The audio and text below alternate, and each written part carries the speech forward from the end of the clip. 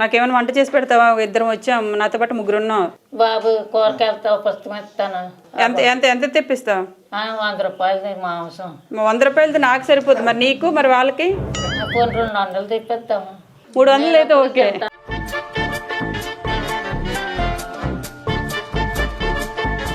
తినకపోతే బాగా ఒప్పుకొని వండుతాను. నువ్వు వండకపోతే నేను ఒప్పుకోని. ఉల్లిపాయలు ఉన్నాయా? ఉన్నాయి. పచ్చిమిరపకాయలు ఉన్నాయా? 2 ఉన్నాయి. అల్లం వెల్లుల్లి ఉందా? అన్నది. కరివేపాకు ఉందా? లేదు. మరి అలా కరివేపాకు లేకపోతే కూర ఎందుకు? మరి కరివేపాకు లేకపోతే నేను అసలు మటనే తిన్నా. బాబోయ్, లేని కోరుతున్నావు తల్లి. కారం అది ఉందా? మసాలా కారం అది ఉందా?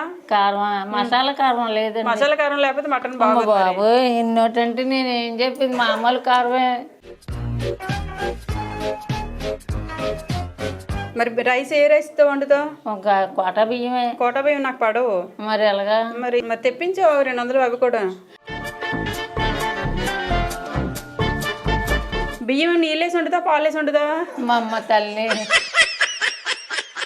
అమ్మ నీళ్ళేసి వండితే నాకు అన్నం అలా ఎక్కదు. పాలేస్తే పరవన్నం అవుతుంది.